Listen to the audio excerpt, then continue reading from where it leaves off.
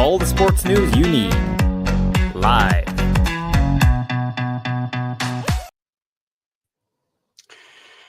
There we go then.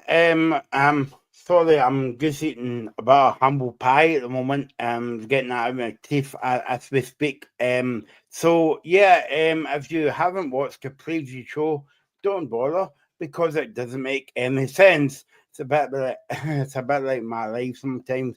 Anyway, final score: Fenerbahçe 1, Rangers 3, and to be honest, it could have been 5-1 to Rangers easily tonight. Joined by Robbie as always, and Reagan will be coming in soon. And Andy is a happy man tonight after that performance. But the big question is, Andy, where's that performance been all season? Yeah, good evening, gents. Again, thanks very much for having us on. Just first of all, Michael, before we kick off, we'd like to just pay a tribute to the Rangers fan who lost his life in Turkey, Christopher Potter. Obviously in a horrific way. So my thoughts are with his family and obviously his little boy, because I've seen a video of him and his little boy at a game in previous years and enjoying the game together, as all family members and friends should do. And just this moment in time is obviously not good for the family, regardless of football results today or tonight. But yeah, it's a sad time. But yeah, great result, great performance tonight from Rangers. I thought everybody in the team played their part, and it was a massive task that we faced tonight before the game and during the game, of course, as well. And Fenerbahçe, who are a good side, currently on good form as well. I mean, we did say on the show before the game that tributes go out to Christopher Potts' family and friends as well. But like I think if I was Barry Ferguson, I would come out and say, Robbie, after the game, that was for Christopher Potts, like going over there, and Rangers putting on a brilliant performance. Yeah, I mean, we said on the previous show, obviously thoughts and prayers go to the family and friends affected by that situation. We said that no one should ever go to a game of football and not return home, and especially on a away trip as well. So, thoughts and prayers go to his family and friends. But I mean, look, we said we spent an hour on the preview show talking about how hard this game was going to be for Rangers. You might as well just delete that out of existence, because I actually thought at times it couldn't have been easier for Rangers. Wow, I still try to wrap my head around that Fenerbahçe performance, but I'm sure we'll get into it all. But listen to Andy. I mean, again, apologies for some of the score predictions me, Michael, and Reagan let out before the game started. It was a superb win for Rangers. Now, the thing is, Andy, I gave you my score prediction, right? But Robbie hasn't got the balls. This is a football show, so I can say balls.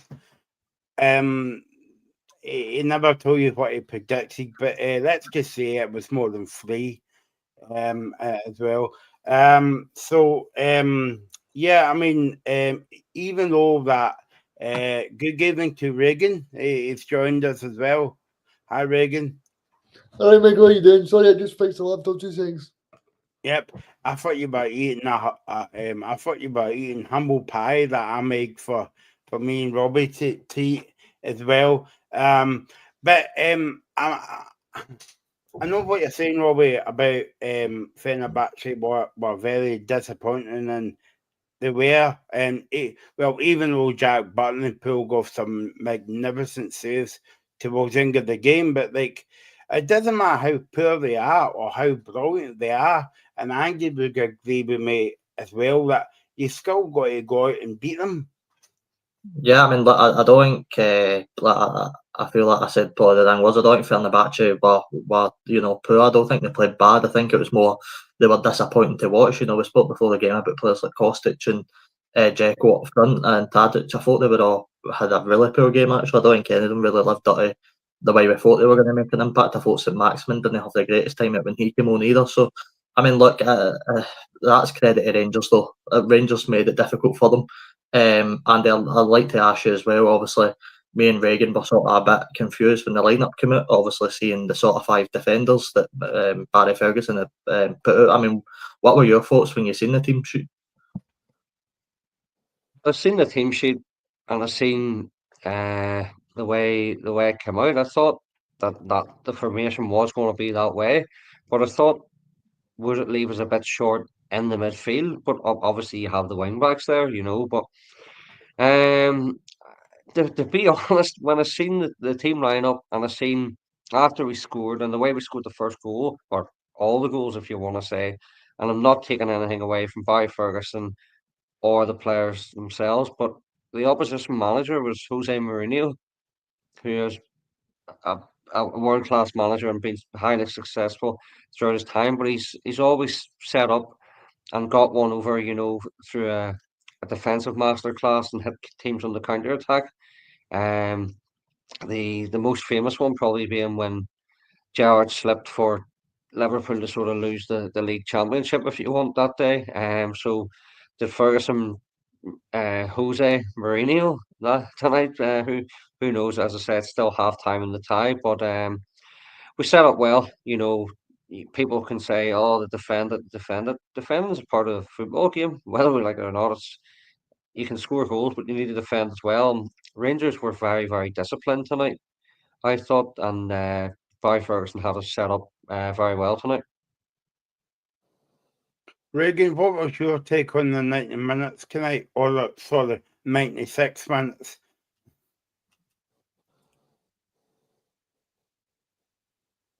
Michael, I was very surprised with what I watched, but I was very happy with what I watched. I mean, I thought Rangers played really well, and obviously Dressler's he's the big man.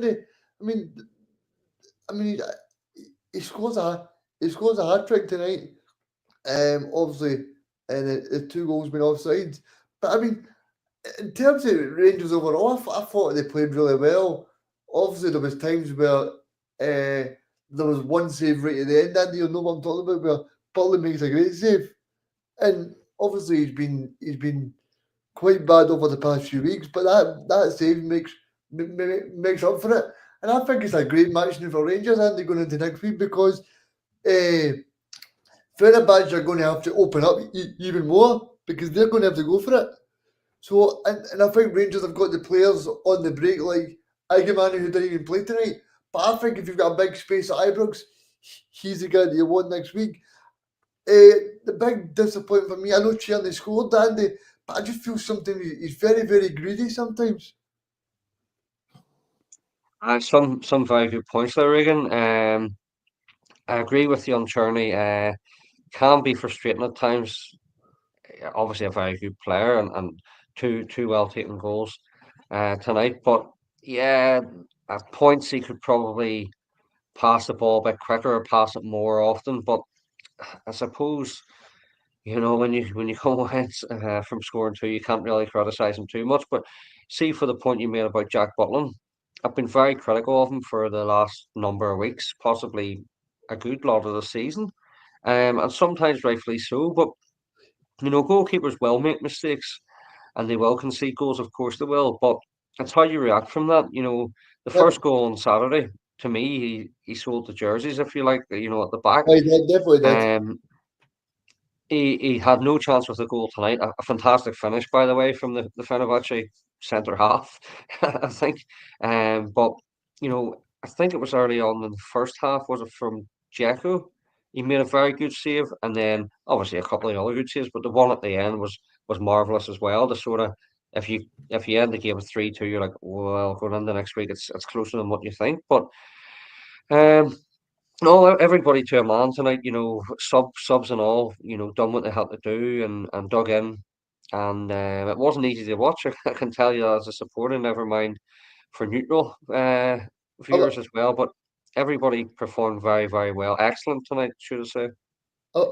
And they're following the big name for Diamandi and Raskin, especially with the players they were up against in the opposite midfield. But the 2 of them done very well as well.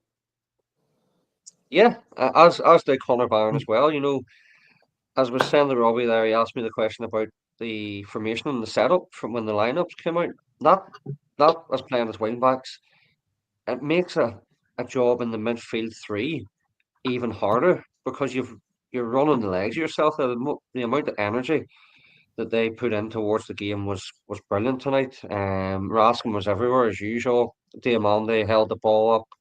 He got involved for the first goal as well, and Connor Barron, putting out fires, if you want to say, all over the pitch as well. So yeah, the midfield three was very good as well. I think Raskin should probably get man of the match just for that pass to Cherney alone, man. Absolutely outstanding. Yeah, again coming away from the game with an assist. Nico Raskin run himself into the ground, and you could see that at points he was probably shattered. He probably is now. I was probably tired watching him, but no, he was absolutely brilliant tonight. And I think he gets plaudits at times, but people don't realise the job Raskin does, and domestically it's obviously different. And you might well speak about this, lads, in the show, but domestically it's different.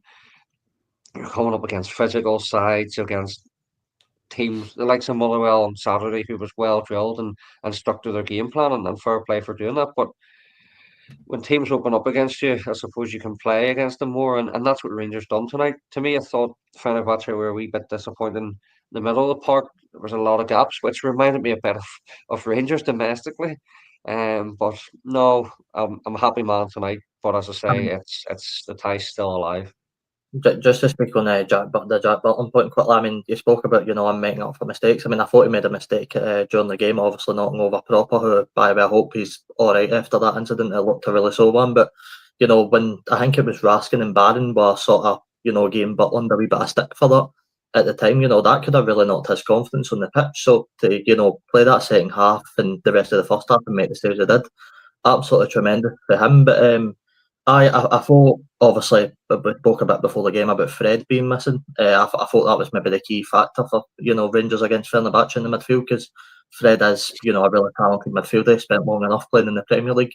I do agree with you, Andy. I thought there was just a bit too much space in the midfield for Rangers to run through at times. I thought the way Rangers opened Fenerbahçe up at times was far too easy. But again, full credit to Rangers midfield. They put in the work. I thought the full team was superb. And I thought, again, Rangers deserved the win. Yeah, some very good points there, Robbie. Just going back to the proper incident early on in the first half, a terrible incident for proper and also both players. But I think it was a lack of communication from Butland and proper, and it could have been dealt with better. And obviously the way it ended up was bad, for Robin Proper's sake. But and I hope he is okay and recovers from that. But Big Balogun came on and was absolutely superb alongside John Suter. The two of them together do look very, very good. But especially more so in Europe. But yeah, Fred was probably a big miss there for Fenerbahce tonight. As you say, well experienced player, Brazilian internationalist, Premier League player for Manchester United and stuff like that. There, yeah, big loss for the Turkish side. But no, Rangers cope well in midfield and sort of control the game a good bit, I thought, in midfield. Although my frustration with Rangers, and okay, it happens in football to all teams, we struggle to hold on to the ball at times, but we could be a bit better. But I thought we did control a good chunk of the game, in the midfield area. Yeah, definitely. And then, I mean, in terms of the next week, I think Rangers will fancy their chances. I felt it was so important tonight. I mean, Robbie did ask me the question. I think it was Michael Ellis said, but is it too early to bring in John Sear? But I think tonight proved, guys, that bringing John Sear back in was so important for Barry, because I thought he was great. And Yeah, totally agree with you, Regan. John Suter's been a key player for us this season. Obviously, been hampered with injuries throughout his career, and it's been unfortunate that way. But and again, also this season, he's received a couple of injuries or setbacks. But he came in tonight, absolutely outstanding. Some of his last gasp blocks, taking one to the head. A couple of goal line, well, not near goal line clearances. He's a threat in the air, in both boxes. But him and Balogun were absolutely great tonight. I can't praise the two of them enough. And as I say, all the team were brilliant, but especially them two, when you have cross balls coming in from Tadic, from Kostic, Maximin, all throughout the game, and we dealt with them very, very well. Yeah, I mean, were you feeling for when you woke up this morning, Andy, and you thought, well, we're going to be in a game tonight, but you didn't think that the game was going to be, I don't want to say that easy, but Rangers make it look easy tonight. Got a fear the game tonight. Was a wee bit fearful from the draw was made, Michael. As I say, Fenerbahçe, a very well established team in European football. One of the Turkish giants in their domestic league. They're playing very well this season. The manager they have, obviously, world class manager. A lot of the players are world class and very, very good players. But on a football pitch, as we know, anything can happen, and it did tonight. Rangers matched Fenerbahçe right from the off. Yes, they had spells where they had to defend and in numbers, but again, that's part of the football game as well. But yeah, it was a wee bit apprehensive, but as the day went on, I thought quietly confident, but that's why I'm sitting here talking to you guys. No disrespect, and not managing a football team or playing for a football team. I think as well that when we do these kind of European shows, Andy, and obviously when we do it with Celtic as well, there's also a massive gap in terms of like the financial aspect, right? So, like, for instance, Rangers should never be on the same park as Fenerbahce, and Celtic should never be in the park as against Bayern Munich. But as you know, well, I was going to say a one-off game, a two-off game is you never know you never know what's going to happen, and you never know what happened tonight, and until the game started getting Dessers got the goal, and since then Rangers still didn't look back. But people always say that Celtic and Rangers and Celtic shouldn't really be competing at this level. Well, why not? Rangers has just went out and done a brilliant job tonight. Two games, you got 5-1. It could have been party time back at Ibrox next week. But and also as well, Andy, I want to get your opinion about this, but we, especially some kind of small radio station, I think they're called Talk Sport or something, they always kick a good kicking at Celtic and Rangers. Yeah, Michael, see your point on the financial gulf of things. I'll totally get what you're saying, and I agree with you to a certain extent, but I don't like to buy into it too much or mention it too much, because you flip the coin there back home, and let's be honest, Yeah. Rangers and Celtic are massively superior to any other team in Scotland right throughout the divisions.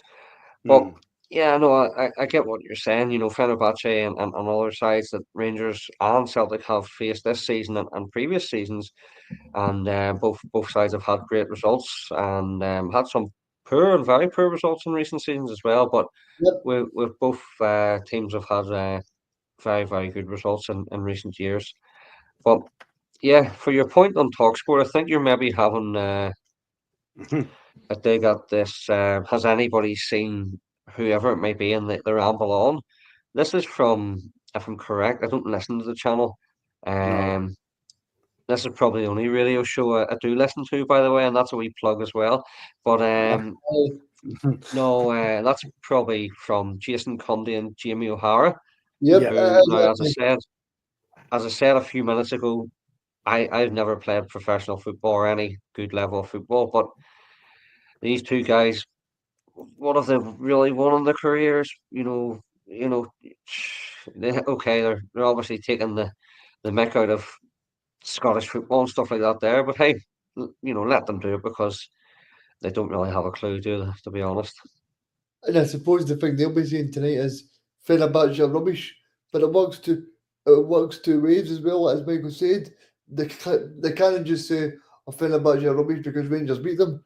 They have to give praise to Rangers as well, because I think as well you need to remember the confidence in this Rangers team is not very good. I mean, they've just got beat all back-to-back matches at home matches to Motherwell and St Mirren. The confidence would be low, Andy, and to go out to Fenerbahçe and score 3 goals, possibly score 2 or 3 more, then you've got to say well done to Barry and well done to the coaching staff as well, because it could be so easy for the players not to go out there and do well.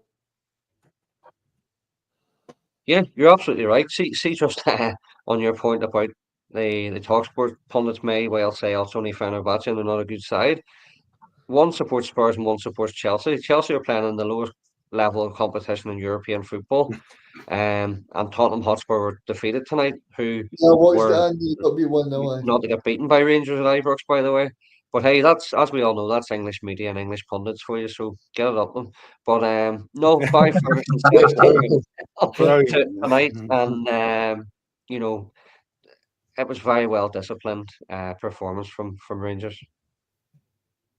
Yeah, I mean, I just wanted to ask you as well. Obviously, we'll go back and talk about the game in a wee minute. But like, if you look at the bench tonight, Andy Ross McCausland's on the bench now.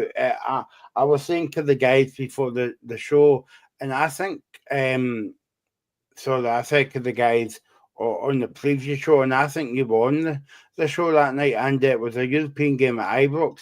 And now I can't remember who Rangers were playing, but Ross McCausland came on and scored a goal. And if I'm not right in saying, 2 days later, it's like a new deal for Rangers. But because he's been on the bench and he's not really been getting a game as such for Rangers, would you not be a bit frustrated as a Rangers fan? But Ross McCausland might be a bit more frustrated because he said, well, he's signing a new deal and he's not getting any kind of game time, because every time he comes on, Andy, he always scores a goal, or else he works his socks off for Rangers.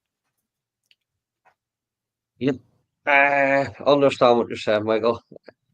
I like Ross McCausland. Obviously, he's a Rangers fan like myself, and he's a fellow Northern Ireland man too. I've met him before, and he's a nice, lovely fella. You know, to speak to. He's passionate, as he is a Rangers supporter. Personally, in my own opinion, I don't think Ross McCausland is good enough for a starting place in the Rangers team, and that includes a couple of others throughout the squad as well. Yep. But no, I don't think he's overly good enough to start. But he could well come off the bench, you know, and offer something. And as you say, he has done in previous times. But it just shows you how flat, or I wouldn't say the squad's good enough, you know, coming off the bench, what options we have, you know, compared to Celtic, in my opinion, who have a lot stronger bench compared to the Rangers bench. Yeah, I just want to talk up tonight as well about the fact that a Scottish team went over to Turkey and won. I mean, I don't think we can underestimate. I said to Michael before the show had started at quarter to 5 that Jose Mourinho is on a salary of £10 million a year. I mean, that's no something that you can do in Scotland. And I think sometimes we talk about the standard of Scottish football, but if you look at the past results of Rangers in Europe, and you look at the guy that was in the TNT studio, Giovanni Van Bronckhorst tonight, he took Rangers to a European final. And then you look at Celtic going away to Bayern, and Celtic should have won that game. There was no doubt about it. And then you look at Bayern last night. I watched the full match. They won 3-0 against Bayer Leverkusen. So I think sometimes we need to say well done to Scottish football, because sometimes we play down the standard and we say it's not good enough. But you need to say as well, what Celtic and Rangers have done in Europe over the past few seasons has done very well. And obviously the coefficient points will go up tonight as well, because, and I'm sure if you asked anybody there was a neutral. They would have said that Fenerbahçe would have too much quality, because for me, even when he came on, I thought that St Maximin looked he played very well when he came on, but he had a few shots as well that went right over the bar. But I think obviously they've got quality next week, guys. But I think sometimes we just need to pay credit to Scottish football sometimes.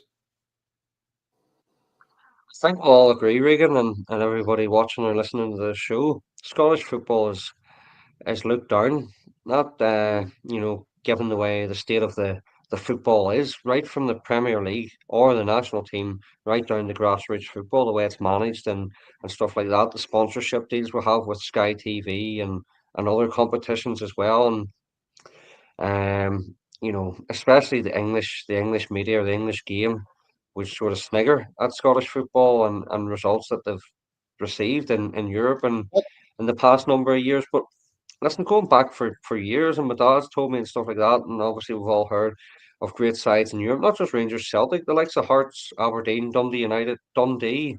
Over the years, and football didn't start in the 1990s, as a lot of people try to make you believe. But again, Scottish football deserves a lot of credit, and the teams that do represent the league in the European competitions, and that even goes for the likes of Hearts, who narrowly just missed out in qualifying for the knockout stages as well. So yeah, a lot of teams and stuff, and the fans can hold their heads high for the performances that they give, or their teams give in European football. And yes, I'm frustrated as much as anybody else and disappointed the way Rangers' current domestic form, with the League Cup, the League and the Scottish Cup has went. But in Europe this season, we've done very, very well. And I was going to ask you, this time next week when we go on the show, right? Rangers could be through, but 3 days later there's a Celtic match. Now, obviously, I would say the Fenerbahçe match next week is more important for Rangers as a club. Of course, it's important for people like yourself, Andy, so you can message me and say, "Our Rangers beat Celtic," but it's important that Rangers progress in Europe as well. Oh, Regan, I hope you're right. This time next week we're already through, because we'll just be under half an hour into the game. So hopefully the tie's over by then, mate. But no, listen, every game's massive at Rangers. If it's a friendly game, a league game against Celtic or whoever it may be, or European game, the game must always be treated the same. Given 100% and look to win the game.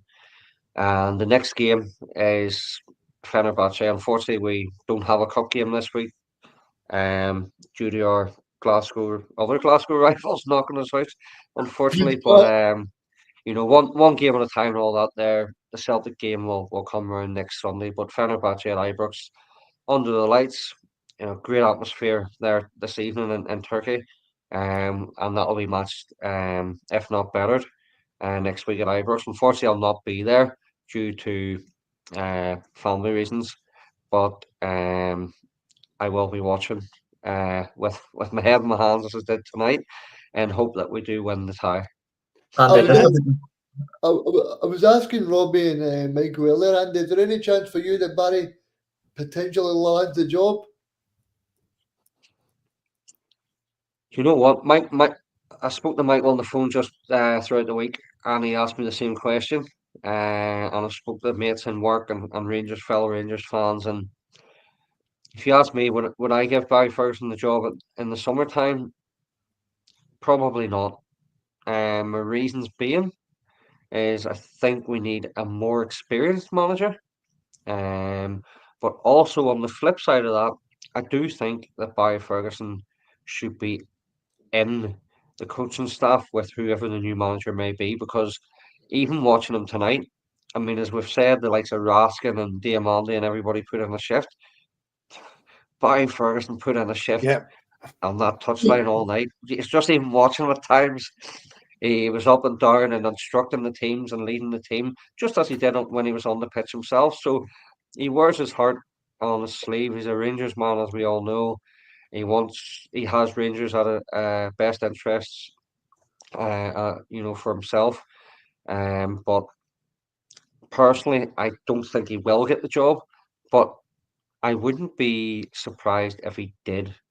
Not just on the previous results, and we've had some disappointing ones since he's come in, but also just because of his passion, and he does have good ability at management level as well, I think.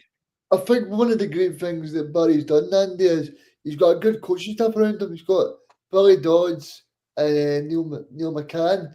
Those guys have done really well in coaching.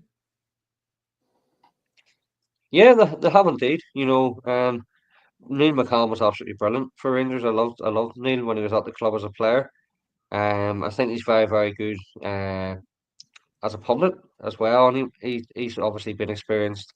The likes of Dundee and Billy Dodds has had his experience as well, and in management or coaching as well. So obviously two ex-players adding to that as well, and they know what it means to play or represent Rangers on and off the pitch. So yeah, I think Barry Ferguson has chosen wisely there for the interim basis, if that is to be from now to the summer, or in the near future, or whatever it may be. I think as well that going back to Reagan's point about we must give credit to Rangers as well. We haven't mentioned, guys. I mean, everybody mentions about the atmosphere that they have over there. The atmosphere was cut dead within 7 minutes when Dessa scored, and then it continued till the end of the game. So, I mean, you must give Rangers credit, the team credit that way, because everybody says, "Oh, Fenerbahçe going over there, it's going to be a hostile atmosphere." Well, I don't know about you, Andy, but I never saw any hostile atmosphere tonight. Yeah, I would agree, Michael. Just obviously Rangers scored early, and it did kill the noise level a bit. That when they equalised, they sort of took off a bit more, but overall, it wasn't as toxic as a lot of people would think it would be in Turkish, stadiums. But no, Rangers obviously played their part in that by keeping the crowd quiet or quietish, if you want to say, through the goals that they scored, and obviously the way Rangers performed. But very, very open game overall, as we've seen. But no, Rangers were very disciplined. The game management, most of the time, was very, very good. I was a wee bit disappointed with two incidents in Rangers attacking play. The first one was Yefte, in the first half. Should have got a better shot off, and then might have been in the first half as well. Nico Raskin just didn't get enough on the shot, but obviously it doesn't make a big difference tonight, but may well do in the tie. But you probably will touch on it at some point, but I just want to bring up the offside goals that were disallowed. I do maintain, I'm not biased either. I do maintain that Desser's the first goal that was disallowed was onside, but also I think the second one was just offside. So I think the first one should have stood. Personally, I do. Does anyone know with the first one where they actually drew the line after Dessers? Because it looked like it was his own, but I swear that you can't. It's not allowed to be drawn after them. So I thought it was onside as well. Yeah, well, it's supposedly meant to be a body part that you can play the ball with, and you can't play the ball with your arm, or else it's a handball, obviously. So I don't really understand that one. Yeah, I agree. But I just on your point as well earlier about obviously Scottish teams in Europe. I think when results like this day happen, and I'll go back to Celtic beating Leipzig and drawn away at Bayern Munich. When results like that day happen, although Celtic unfortunately got knocked out that night against Bayern, I think that makes it sweeter that we always get touted as the underdogs. It's like when Kilmarnock were playing in Europe earlier, we were playing in Europe away at Valour. People were doubting us. It was very easy to say, "Oh, Valour might beat us." Like Motherwell have been beat up as Sligo Rovers in the past. It's so easy to just doubt the Scottish teams, but especially this season, although only 3 teams made into the group stage, I think the whole of Scotland gave themselves a good account. I mean, Hearts at one point had I think about a 96% chance of going through in the league phase. Unfortunately, obviously things happened with Naismith and stuff like that, and it didn't happen. But I think every club this season have gave a good account of themselves in Europe. I would agree. I would agree with you, Robbie. Obviously it's disappointing for the respective clubs that go out of Europe or are not qualified for group stages or whatever it may be. But yeah, as a whole in Scottish football this season, obviously regardless of how far Rangers do get, I think everybody could sort of keep their heads held high on that point. And I think as well, guys, the most important thing for the Scottish teams is that we are in every game and being compact and showing a good of account of themselves and not getting beat pretty heavy. And I think Scottish teams can do that this season. Like after Celtic got beat by 7-1 by Dortmund, I was starting to think, oh no, this could be a long campaign. But Celtic bounced back well. Then Rangers get beat by Leon, I think it was, Andy. Leon at Ibrox. Was it 3 or 4? 4-1. Yeah, so I was starting to think, oh no, this could be a long campaign. But fair play to the two of them, they bounced back really well. And I think Absolutely. yeah, sorry, Andy. I was just going to say that, and that goes back to my point earlier on about the financial gap.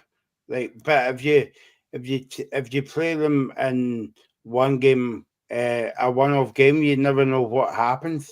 Sorry, Andy. Oh no, you're okay. No, I was just going to say, absolutely right, Regan, on your point. When Rangers got humped by Leon, I was sort of fearing the worst for the remainder of the competition, the group phase. And you're right with Celtic getting a hammering off Dortmund. Celtic fans probably thought the exact same, that they're in for a long journey here. But both clubs obviously turned it round. Celtic were unfortunate to be knocked out and in the manner that they did in Munich. But when the draw came out against Bayern Munich, I'm sure Celtic fans thought the worst, but they done well and were unfortunate just to be knocked out and in the way they did. But yeah, Rangers have done well this season as well. Some great results, more so especially away from home. Some good results at home as well. But yeah, both sides can probably hold their heads high at the end of the season on their European journeys. And obviously, it's a good thing for Rangers as well because know that I'm wanting these players to go away, but your players at Celtic and Rangers then are putting themselves on the short window for teams to come in and buy them because not every. Well, I know people say they don't want to lose their best players, but every club's a selling club. Every club, and especially Celtic and Rangers, because you look at people like Rio Hatate. I said to Michael about a year and a half ago that I do believe that Rio Hatate will be off this summer and they'll bring in Lennon Miller. I said that a year ago, and then I've got journalists coming out and saying that might happen this summer. I said that to Michael last summer that I just feel like Rio Hatate, he'll see off the season and then he'll go off to Pashas New and that'll bring Celtic in more money. Because if you look at the model of Scottish clubs, they need to do that to to balance the books and also to prove that the transfer strategy works. Because if you look at the last ones for Celtic and Rangers, of course, like you've got your Brassies at Rangers, Parson as well, Tierney, Dembele, Matt O'Reilly, and this is things that the clubs want to do every single year. And then they can say to players that they bring in, look, if you do well in Europe, you do the business in Scotland, then Rangers is a good platform in the same as Celtic.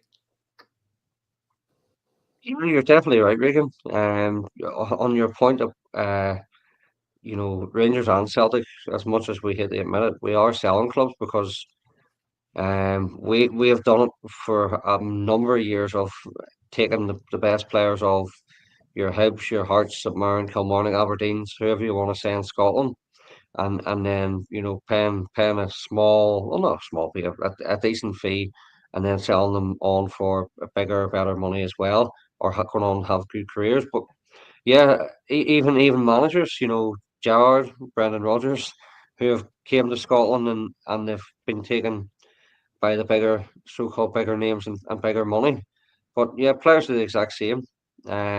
You're right, because players will perform well on the European stage and be noticed more from English clubs or clubs throughout European football, and will attract. I actually seen a thing today that possibly Leeds are interested in Maeda.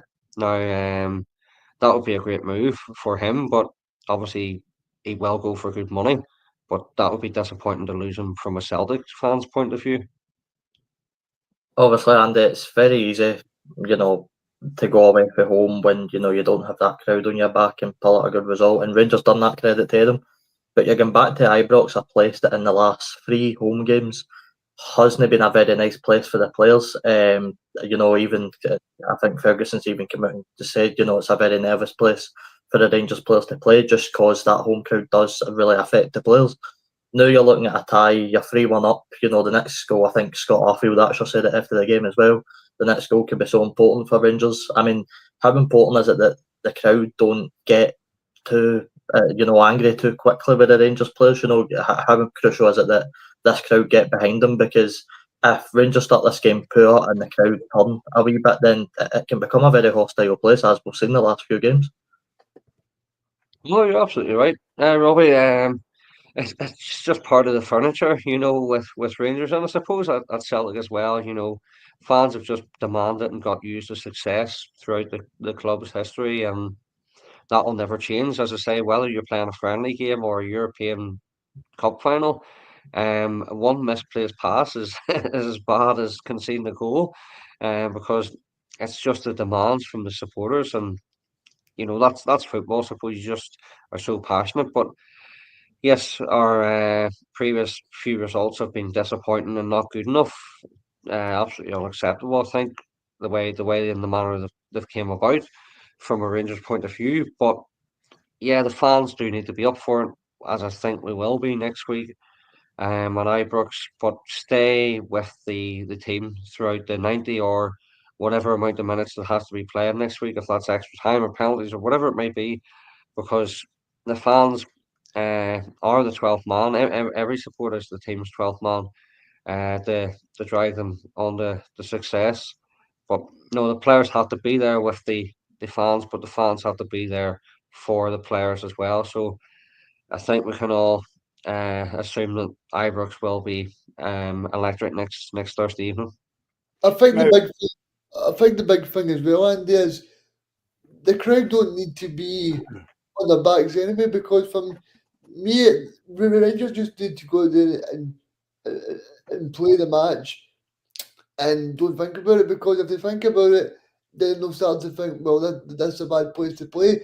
But Rangers are in the perfect position, and they're 3-1 up, they're playing well. So I think the fans just need to let the players play and trust in them. And also, like, see the way that Jose Mourinho, I think it was the first half, where they were claiming for a handball for John Suter. That's what Rangers players need to do next week. They need to play a savvy game. Do do do do what they would do and claim for every throw in, for every penalty. Lie down, take a bit of extra time. They need to play a savvy game, because Jose Mourinho will be saying that. He'll be saying, do what you can to win the game. It doesn't matter. You can play dirty tactics. You can do anything.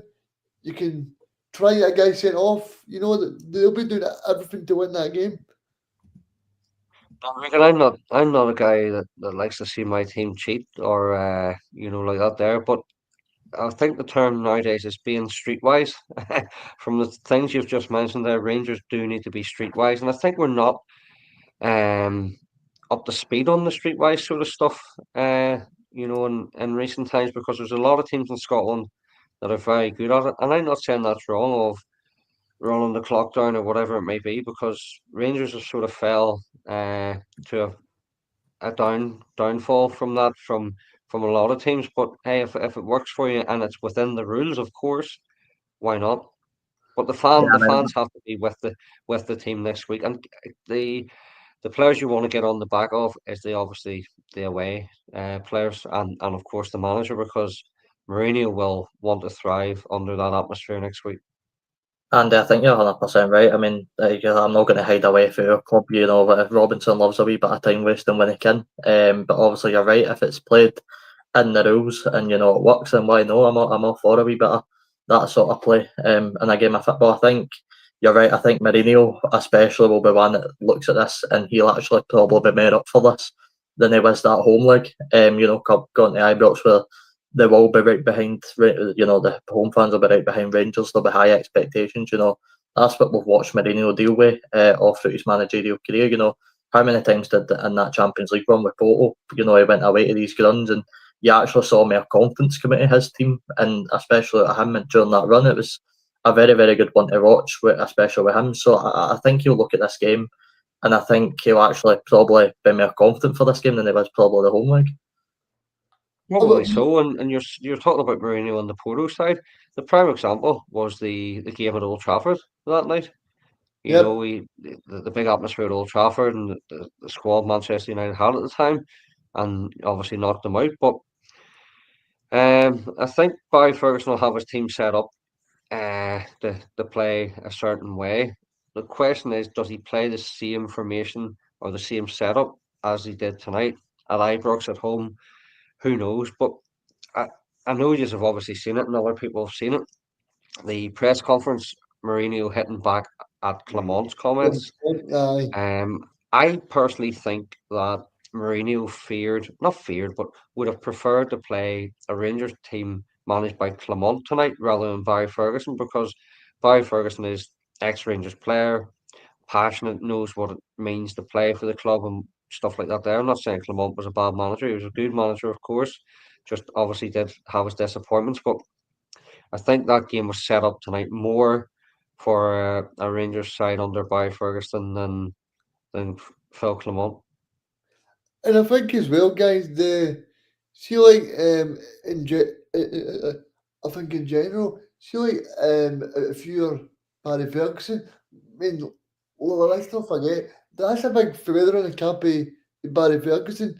I'm not going to say he's a novice manager, but to go up against Mourinho in Turkey in Istanbul against some quality players when the Rangers squad are at the lowest ebb, 16 points behind. Like you would not expect it, but fair play to Barry Ferguson and the coaches. Yeah, you're right, Regan. He's obviously had a word with a lot of players and stuff like that since he's come in and tried to put his own stamp on things. Sometimes it hasn't worked throughout games, even when games with one like the Kilmarnock game. Certain things could have been better, but he was only in the door. But tonight, I think, showed a lot from the players that they are taking on board what the coaches and the manager is putting to them. You know, I feel like ahead of next week's tie, I don't think, you know, because we all watch Scottish football, you know, we're more inclined to look at how Rangers are doing, but I don't think we realise the amount of pressure on Mourinho as well for next week. I mean, this is a guy that's came into Fenerbahçe with such a high reputation. First season, he lost the league to Galatasaray. It's a great point. Yeah, and now he's facing them potentially crashing out of the Europa League and losing the league again. So next week, you know, no matter how big a tie this is for Rangers and Barry Ferguson, this is also huge for Jose Mourinho. Fenerbahçe need this to, you know, keep their season alive, because let's be honest, how many points are Galatasaray going to drop between now and the end? So I feel like, although, you know, we're more inclined to speak about Rangers on this show, it's a big pressure game for both clubs. Great point, Robin. I think as well because the Turkish media. I mean, if there was a Turkish Michael McEwen, he would have been writing and saying that basically that Jose Mourinho's up against a caretaker manager that's only managed Aloha, and this would have been a cakewalk for Fenerbahçe tonight, especially because put it this way, if you're a Turkish journalist, right, and you've looked at the last 3 Rangers results, you're looking at Queen's Park, Motherwell, St Mirren and Kilmarnock, and you're thinking that's the perfect time to play Rangers. I would agree with you, Regan, and Robbie as well. Mourinho was under massive pressure, probably just given his name and his history as a manager, but also the team he's in charge of. Fenerbahçe, a massive club in Turkey. Just like Rangers or Celtic, their fans don't like finishing second, especially to their rivals. So next week he will be under big pressure, as well as players. So can Rangers sort of play on that? But as you mentioned there, Robbie, just earlier, Scott Arfield pointed out the next goal in the tie is crucial, and that obviously goes without saying that it is crucial because if Rangers get it, you would imagine the tie would be over. But if Fenerbahce do get the first goal, it's sort of game on or tie on if you want.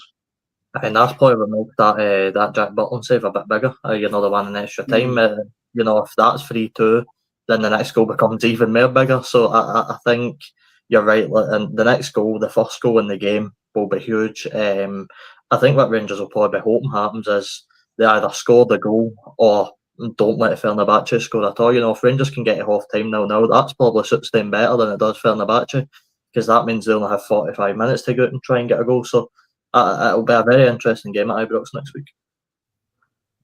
I do think we'll score next week at home, at least once. But it will, as you say, it will be an interesting game. It will be open game as well. Once again, I think Rangers will win. I think Rangers will win 3-1 next week. going by your pre-game show, I don't really want to hear your score predictions, lads. No offense. Yeah. Well, to be honest, that was just based on the Rangers' performance against Motherwell on Saturday, and also based that Fenerbahce won 3-0 against very good opposition at home. So I wasn't really expecting much, but fair play to Rangers. They did brilliant. See on that point, Andy, that Reagan made, that when you saw the draw coming out, and you might have saw where the first game was or the away game, but you saw the name Fenerbahce coming out, right? Before you actually saw where the games were, would you have taken the first game to be away? Probably so, yeah. And then obviously you knew the dates before the games were decided, so you knew it was going to be Celtic after the home or away leg of it anyway. So it's three massive games in a row. No, but so I mean in terms of like you would rather play the away game first, so that you know what to do when you come back to Ibrox.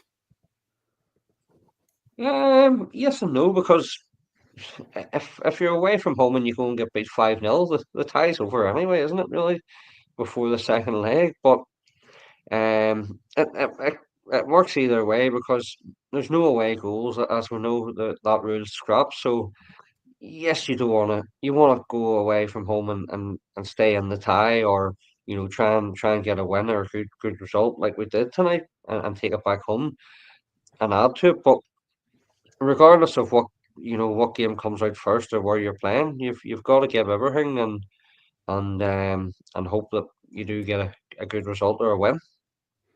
So we've just got some comments there from Mourinho. He's not got to join us live on the show, but Robbie's got him here. Well, Andy, it'll be interesting to see what you think about this. I was speaking after the game. They said the only thing I tell them as speaking about Rangers is don't celebrate too much, calm down because it's not done. But I sort of love Mourinho's enthusiasm and his confidence, but even that sort of makes me a bit worried for him. What do you think about that? Because I think he's right in the sense that the game's not done yet. One goal could change it all, but that's a man that have just watched his team, be sort of dismantled by Rangers so easily, and they're coming out and saying that sort of stuff. What do you think about that? See, to be honest, I seen the last a couple of minutes after the game in terms of when the Rangers players went towards the supporters. I wouldn't say we were celebrating or overly celebrating. It was just sort of appreciating the fans, as teams do, because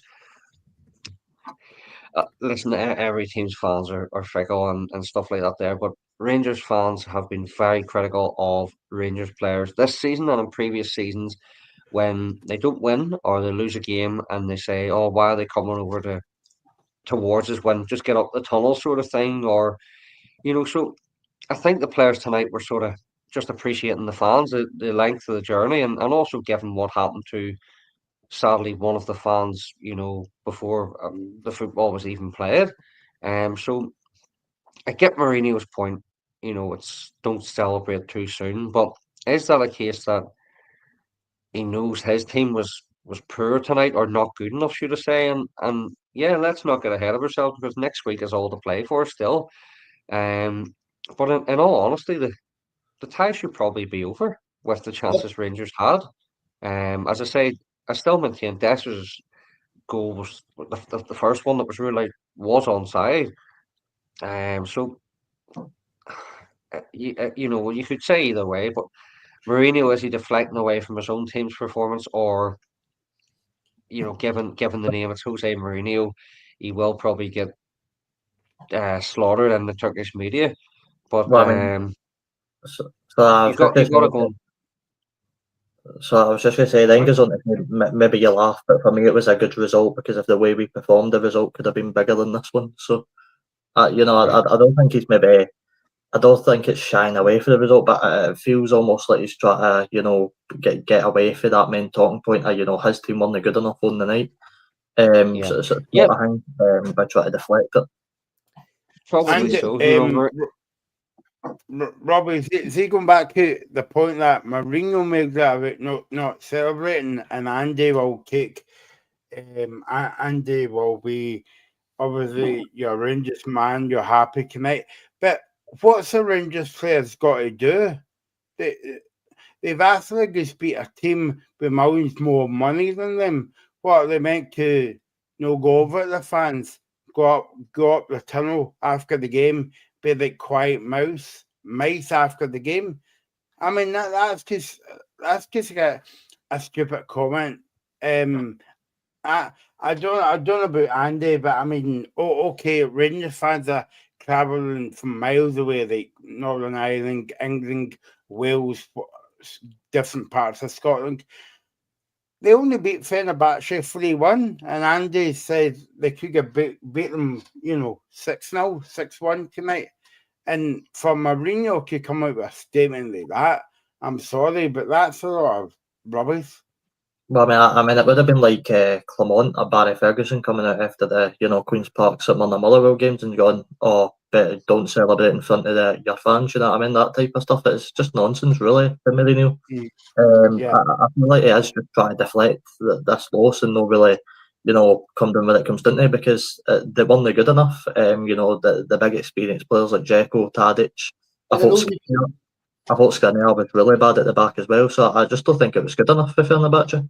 and I know we can say, "Oh, right, these guys are good players, right?" But these guys might be in Turkey for a reason. Maybe they're over the hill, you know. And I think in terms of that team, though, it should still be good enough to beat Rangers. So I do agree that he's probably just deflecting away from himself. I mean, you look at the last week. They were playing against Galatasaray and he was blaming the referee, saying they needed foreign referees in. Then you got a foreign referee in, Robbie, you'll know. And then they still didn't lose, they still didn't win the game. So Yeah, I mean, it's proper Mikel Arteta blaming the ball. It's the type of stuff I yeah, I need don't to. like it at all. Yeah. I I mean, think it is. It sorry, is sort Andy. of deflection away from the result tonight and his team's performance. It's just Jose Mourinho as a manager.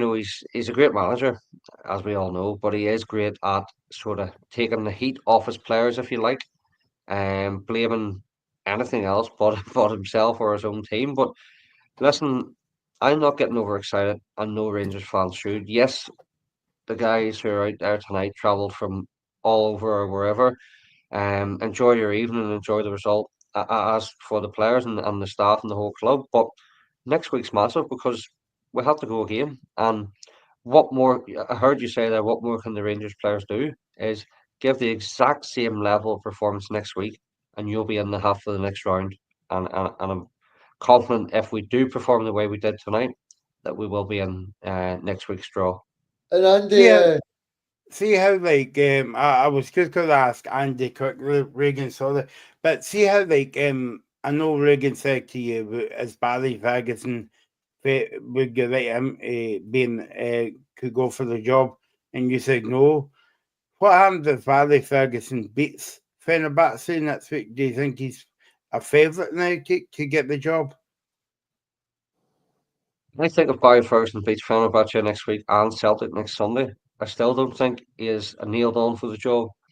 I just think there's something behind this takeover that they might want their own man if and when that takeover happens.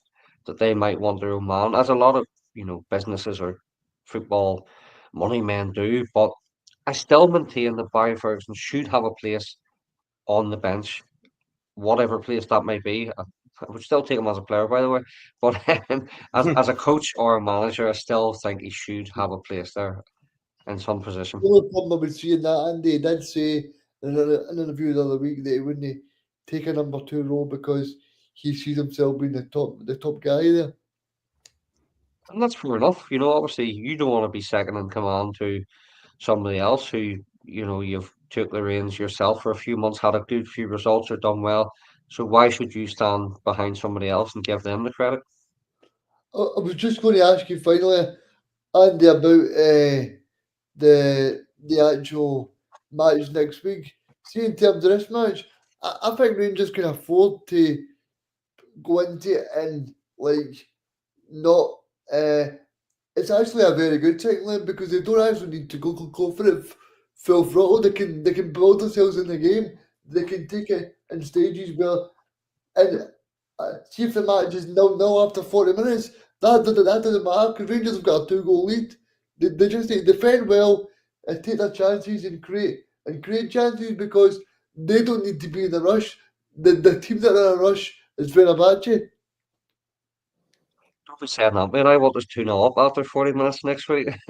Watching Rangers at any point against anybody is not good for my heart. But no, you're right. We don't have to go out and show our cards from the off. We can, play our own game and obviously I think we defended very well tonight, so we will have to do the exact same next week. But there will be chances next week for us. Defensively, as you said, they're suspect. Throughout the team is there to be got at. The gaps in the midfield tonight. Defense of Fenerbahçe is a wee bit suspect, as I say.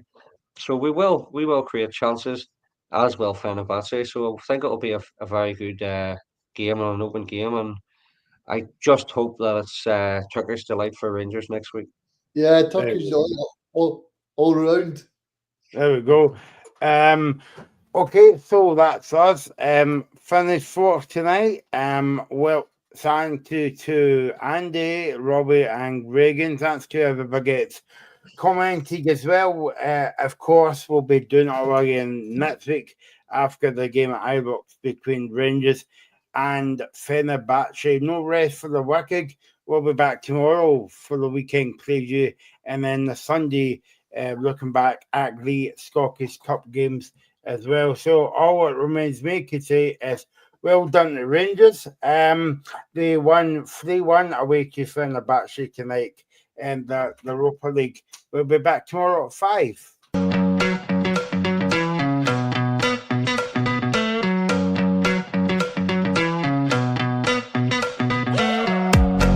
The Locker Room, with all the sports news you need.